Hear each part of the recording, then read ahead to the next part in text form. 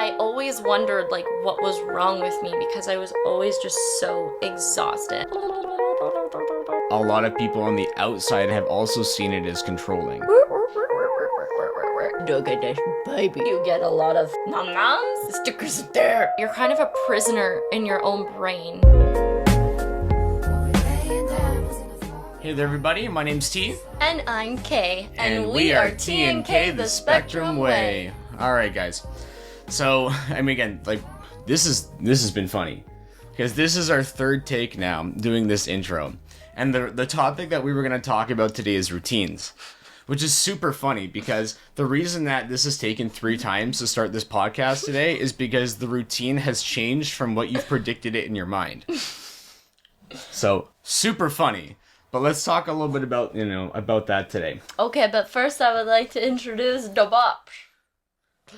She's underneath. Come here. Come here, the Bob. Alright, so this is my little emotional support dog. She's also just above this baby, the whole world.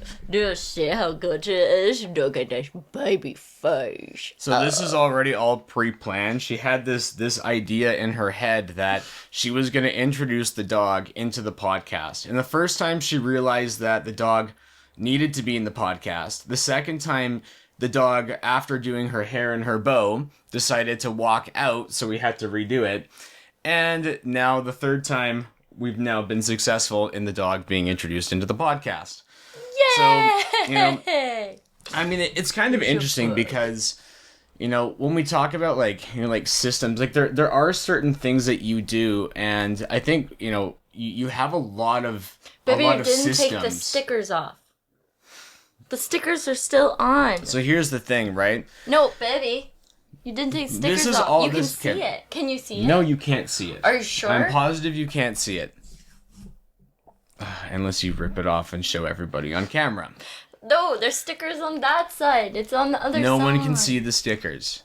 Can you guys see the stickers? If you can see the stickers, comment. Comment. And I'll be right. Set up the camera so they can't see the stickers. I just warn you, the stickers are there. They're there. So I think, one of the things that, I was looking at the other day. They're stickers. We need to remove them. Stickers are fine. Okay? No one can see the stickers. You are the only one that can see the stickers. Okay? I know that they're there. And I know you know that they're there, and but it's okay. I asked you to remove them. Honey. Last night. Okay, honey. Let's continue the podcast, okay? So this is a deviation from what she normally thinks should be going on right now. So I think, one of the things that I was looking at the other day is I was watching a video, and, it was a video by Jordan Peterson. And, whether you guys like Jordan Peterson or not, I know that one's up for debate. But one of the things that he said in one of his podcasts is that when and he was talking about autistic people, was that they tend to have like very set ways of like doing things. So like, for example, if they want to go out and they want to go to, like, let's use Costco as an example, and they want to go to Costco, they've already like pre-thought in their head. Why Costco? Because we're using it as the example, right? They've already kind of pre-thought in their head. Okay, hang on. Let's not talk about autistic people. Let's just talk about me. Yeah. Because like I'd rather not make it generic. I'd rather make it like more.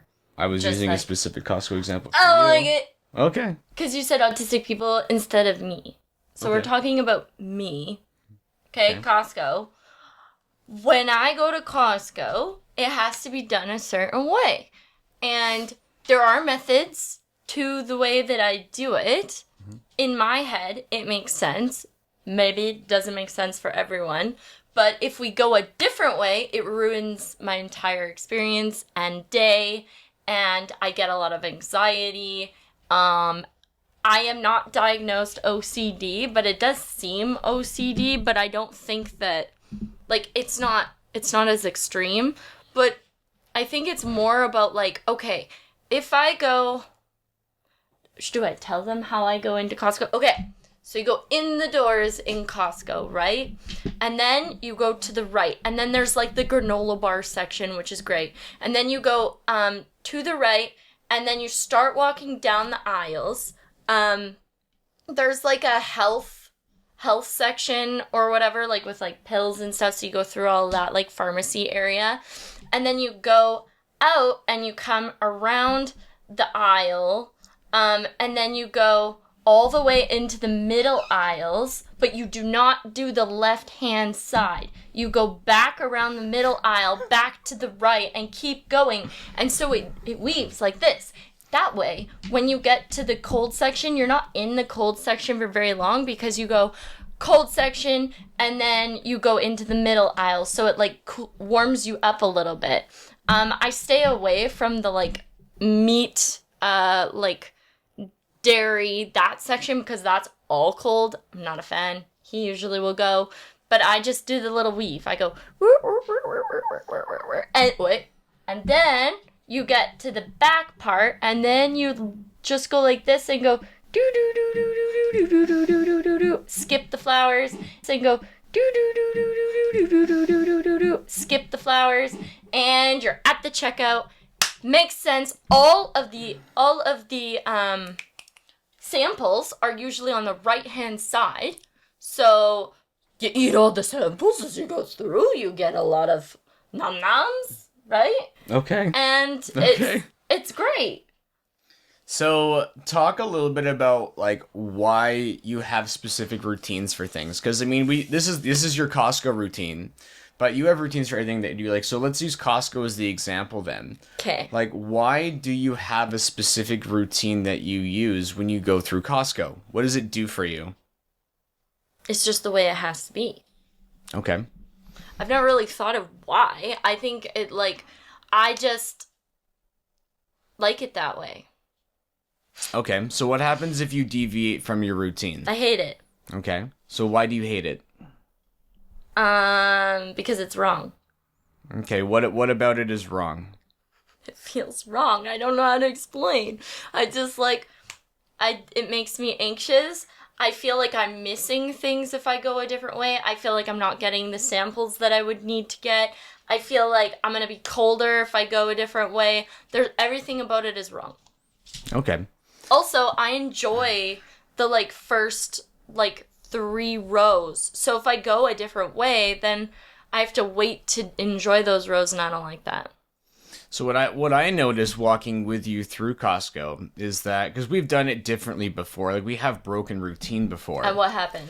So what ends up happening, normally when routine breaks is we can usually still get the task done, yeah, but it ends up with a lot more like emotional dysregulation. So, when I look from, the outside perspective and I watch you, like, I feel like you do a lot of your routines to basically help cope with different kind of environmental factors that would cause you to be stressed out. But, remember when we went in for the business, for your business, we went into Costco, and I actually said to you after you were done, I was like, we're doing it all wrong. Mm-hmm. And then what did we have to do? We had to go back into Costco and do it all again. Yeah. Mm-hmm. We didn't go back into Costco, babe. That's not what happened. We were still in the Costco. Don't make me sound crazy. Okay. So we were in the Costco, but we had to redo the aisles in a specific way so that it lined up. Yes. Yeah. Because otherwise we missed stuff. And we did miss stuff. And that stressed me out. Yeah, so would you say that you get anxiety when you miss stuff? I get anxious. I also feel like the way that I go, there's not as many people, because I feel like a lot of people go to the back first and get the meat and the vegetables and stuff. So I feel like it's nice because I'm not around all the people. Mostly. Okay. I don't know. Did that even answer your question? I don't think it did. I think that you have certain ways that you like to go through Costco, and okay. So Costco is one. Yeah, for sure. That's literally any grocery store, Superstore. I'd say Superstore is more apparent. Yeah. Okay. Because when we go into Superstore, we go to the right. Go through all of the pharmacy, healthcare, yet again, and then go up the aisle to the pajamas, because I love pajamas. And then we go up and I look at the discount, which is to the right, which is great. Love clearance, love discounts. And then after that, we look at the candles usually. And then we go through, and then we have the produce area. And then we go down the aisles. But if he goes in for like, he's like, oh, we just got to get some chicken or something, we still have to do it that way. So what's your routine when you go into the bathtub? So the routine when I go into the bathtub is that the entire bathtub has to be cleaned, and then just water in the bathtub after. I don't know, like, what's my routine? My routine is literally asking him to run me a bath. So I'll go over the routine. He has the routine. I know the routine. So the routine normally starts off with, you say that you want a bath run. Yes. But you don't want to run the bath yourself, so I'll run the bath for you. Well, it's not that I don't want to, it's that you usually do it for me, so it would be weird if I did it. If routine got broke, right? I think I've run her bath every single time, almost every single time. Yeah. So when we're preparing the bath, first of all, the bath needs to be completely wiped down and clean. So as I have like a bottle of like Vim spray that I use. So I have to basically Vim the whole bathtub, wipe it with a cloth so that it doesn't have that kind of like sticky or grimy residue on the bathtub. Yeah, okay, so like, I don't know if everyone else feels this, but when you're in the bathtub, there's like a line in the bathtub that you can feel. And if you put your hand up and down it, one part will feel super smooth, like squeaky clean, and then you get this little grime line. And I hate the grime line. And it took him a very long time to figure out how to clean the grime line, but I think you've got it now. Yeah, I didn't even know there was a grime line, honestly, and it happened after every single time you took a bath. So, when I was, the routine is that you clean the bathtub. It's not necessarily dirty. It's just like a soap grime line. Yeah. So the routine is that it has to be clean so that there's no grime line, so that you can run your finger down the bathtub and you can hear the squeak. It's like a test that has to happen, right? Once that's done, then the bath can be filled. However, that's only the start of the bath time routine. So once the bath is set, you'll get into the bath, and then what happens, honey? I need a bunch of things. Needs a bunch of things. So the things that are required when you go into the bathtub are, number one, your phone. Yeah. Okay. Number two, you usually need a cold drink to go with the hot bath. Or I get over hot. Yeah. Yeah, so that usually needs to be sent. You need to have your towel in a certain place. It can't be on top of the toilet. It has to be on top of the vanity. And then you need the lights dimmed normally a little bit, because if the lights are too bright, it's not good in the bathtub. Yes, and to add to that, I usually will ask you for like my face cleanser, a face cloth, and the shampoo to be down in the bath areas, because like we have like this shelf, and I don't like standing up once I'm in the bath, so like he grabs all that for me. So, and then I'll be in the bath for how long?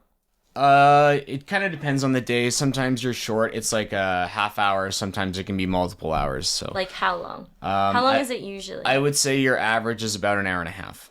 Hour and a half. And I also have this thing that like, I don't know what it is, but once I'm in the bath, I like procrastinate getting out. Even if I want to get out, I just like think about how much work it is. I don't like the wetness and like having to dry off and dry my hair and all that stuff. Like, it's so much work. So I will sit in the bath for hours. Like, sometimes 4 hours. It really depends. Yeah, you definitely like spend a long time. Average hour and a half. I would disagree with that. I think it's longer. Yeah, it's sometimes it is, right? Yeah. So basically, like, the point that we're trying to make is that like you have very like systemized like routines that you do for like almost every aspect of your life. Mm-hmm. And I think that being your partner and watching as this unfolds, like it's a way for you to deal with like the everyday stress that's in your life. And I think that,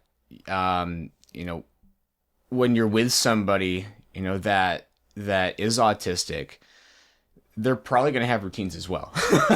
Might not be the same routines, it might be completely different, but one of the things that coming from more of a neurotypical standpoint is that as much as these things might be really like helping you out, can be taxing sometimes, and it can be hard. It's something that you have to really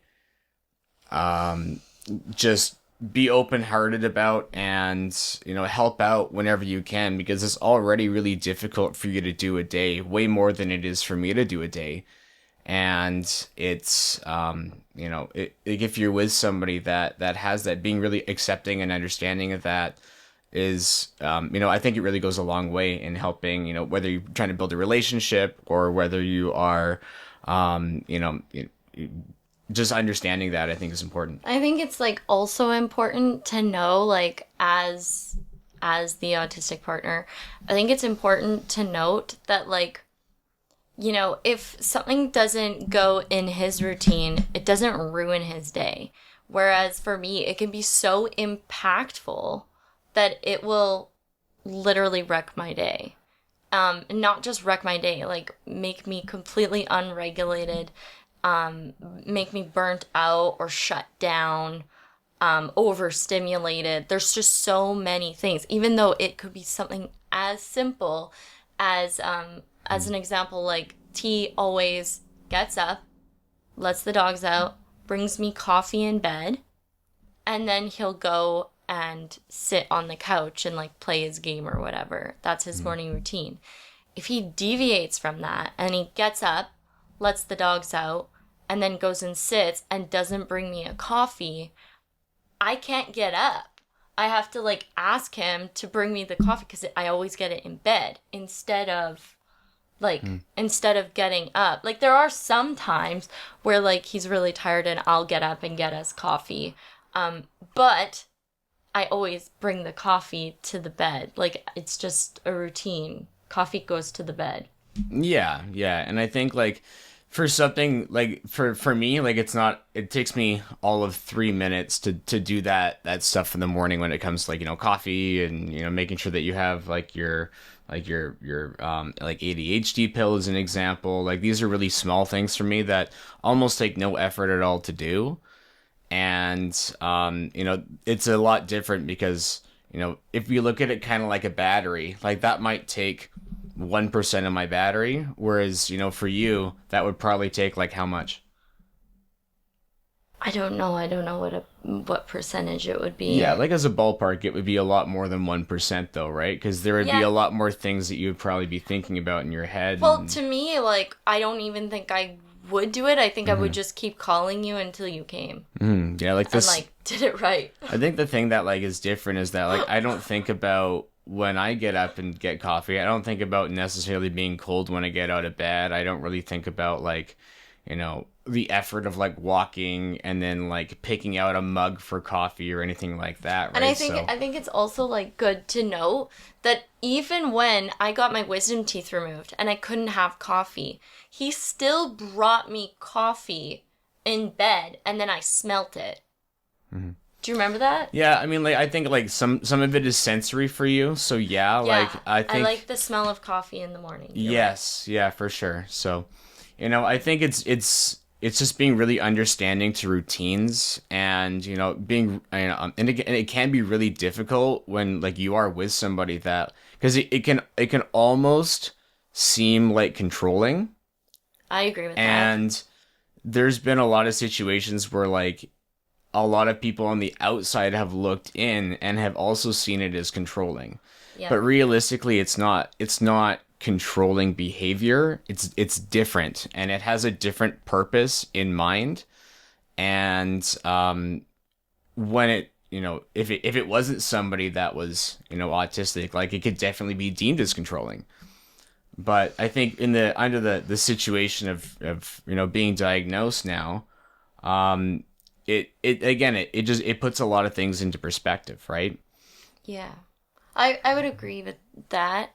I was going to say one more thing, but I completely spaced. Let me think. Oh, I was gonna say that now, of course, like you may like listen to this and be like, well, you did it before without him a certain way. Now, you're right. I did. And I still do when he's not here. But if he is here, this is the routine. And this is from the beginning of our relationship, because the very first time when we were together, he got out of bed, grabbed me coffee, and brought it into the bedroom.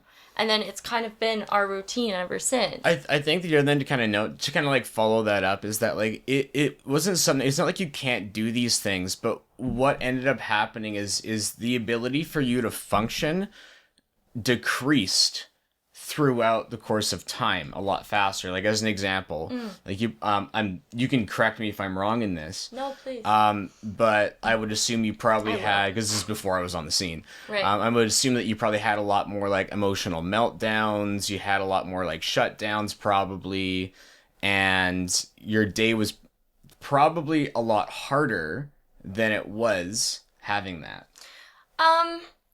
So like I don't think I had like shutdowns or stuff like that, but I was definitely burnt out. I didn't have meltdowns or shutdowns because I was by myself and I could really recuperate quite easily. But I did work as a vet tech, and I know that I would come home and I would eat and pass out on the couch every single night. And I always wondered like what was wrong with me because I was always just so exhausted. I think that's another podcast for another time, but it does change, but I don't know how to explain this, but it's like I have a routine without him, and that's great, and I have it and it doesn't burn me out, but when he is here, it's different.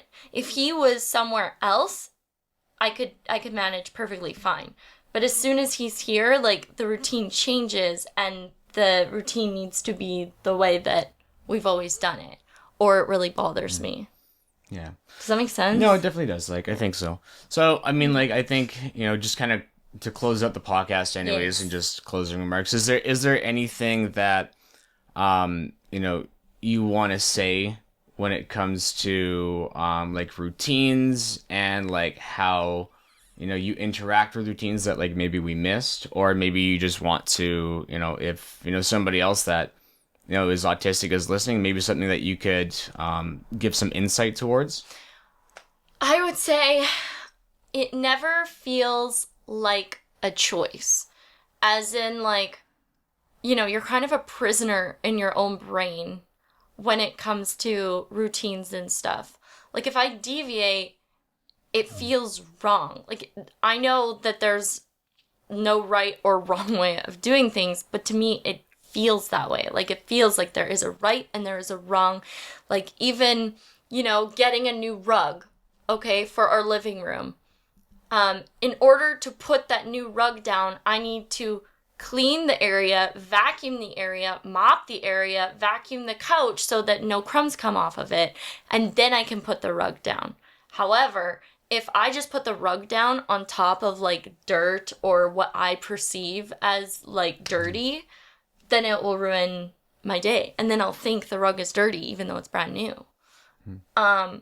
So I don't know where I was going with that. I'm so sorry. No, so I mean, no, I'm the worst. I'm the worst No. at like deviating.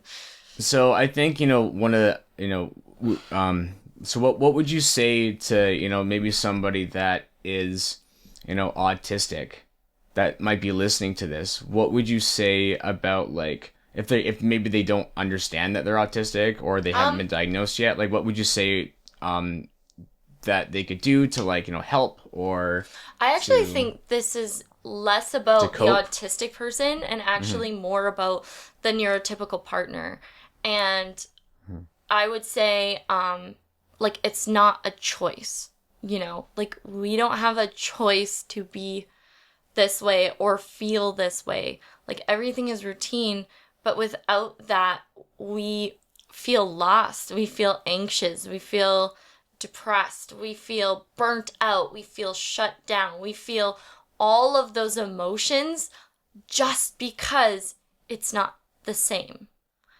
And, like, if you can make it easier on your autistic partner by just doing something the way that they need it done to function, and you're okay with doing it one or the other way, then I would say it's worth it. Especially coming from someone who has a partner that's really understanding and patient. Like, I have way less shutdowns, way less meltdowns, way less everything. Like, our relationship is better because of it. And it allows me to have those little things that aren't routine, because the normal routine is there. It allows me to deviate a little bit more on things like food, like you picking the restaurants and like, you know, those type of things. Whereas I would say before, it would have been a lot harder for me to be like, okay, let's go to your friend's house. Like, that's great. Because everything else is so simple in the day, because he makes it that way for me, I'm able to have that extra bit of, like, battery to do those things. Do you think that's a good... No, I think that's really good. I think that's fantastic. So, again, thanks for listening, guys. If you like this, please like, comment, subscribing would be awesome. And, we look forward to, bringing you guys more content in the future. Thank you so much. Ready? All right. T&Kay out.